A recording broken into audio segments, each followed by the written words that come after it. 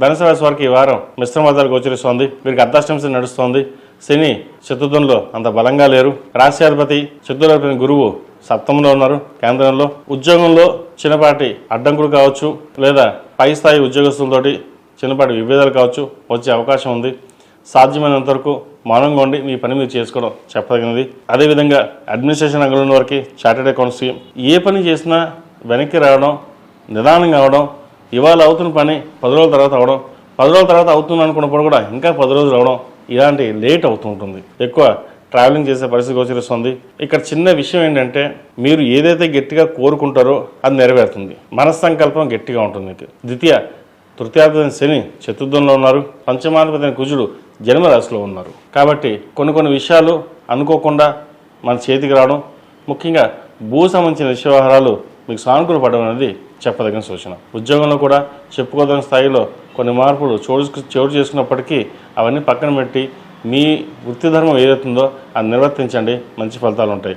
వ్యాపారీత్యా కూడా రావాల్సిన కొన్ని కార్యక్రమాలు ఏవైతే ఉన్నాయో కలిసి వస్తాయి. దూర ప్రాంత ప్రయాణాలు కొంచెం కలిసి వచ్చే అవకాశం గోచరిస్తోంది. అయితే ఆరోగ్యరీత్యా కొంచెం జాగ్రత్తలు తీసుకోవాలి. షష్టమాధిపతి లాభాధిపతి అయిన శుక్రుడు వ్యయంలో ఉన్నారు. ఆరోగ్యరీత్యా కొంచెం జాగ్రత్తలు తీసుకోవాలి. అదేవిధంగా బంధువర్గం కావచ్చు, బయట స్నేహవర్గం కావచ్చు, ఏదో వర్గంగా చిన్న మాట పట్టింపులు వచ్చింది. ఏది ఏమైనప్పటికీ గడిచిన కొన్ని వారాల కంటే ఈ వారం ధనుసు రాశి వారు కొంత జాగ్రత్తగా ఉండవలసిన పరిస్థితి ఎంతే ఉందని చెప్పవచ్చు. ఈ రాశిలో జన్మించిన విద్యార్థులకు కాలం అనుకూలంగా ఉంది. ప్రభుత్వ ఉద్యోగం కోసం ప్రయత్నం చేస్తున్న వారికి కాస్త ఆలస్యం అవుతుంది.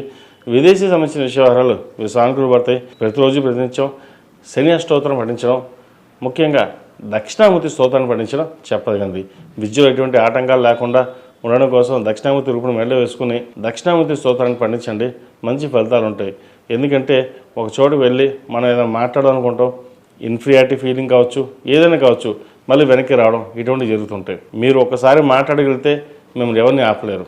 కానీ ఆ మాట స్టార్ట్ చేసే ముందు మీకు ఇన్ఫీరియారిటీ ఉంటుంది. ఈ రాశిలో మించిన స్త్రీలకు వృత్తి ఉద్యోగపరంగా, వ్యాపారపరంగా బాగుంటుంది. ఆరోగ్యపరంగా కొన్ని జాగ్రత్తలు తీసుకోవాలి. సంతానపరంగా కూడా వీరు చాలా అనుకూలంగా ఉందని చెప్పొచ్చు. కష్టే ఫలి అన్నట్టుగా కష్టాన్ని తగిన ప్రతిఫలం కొంతవరకు లభిస్తుంది. ఈ రాశి వారు ప్రతిరోజు ప్రతినిత్యం ఓం నమః శివాయతో దీపారాధన చేయడం, అఘోర పశుపతి హోమం చేయించడం చెప్పదగిన సూచన. ఈ రాశిలో జన్మించిన వారికి కలిసి వచ్చే సంఖ్య 8, కలిసి వచ్చే రంగు తెలుపు. ఏదైనా పని మీద బయటకు వెళ్ళినప్పుడు శుక్రవారం కానీ ఆదివారం కానీ వెళ్ళండి, మంచి ఫలితాలు సంప్రాప్తిస్తాయి. తదుపరి మకర రాశి. మకర రాశి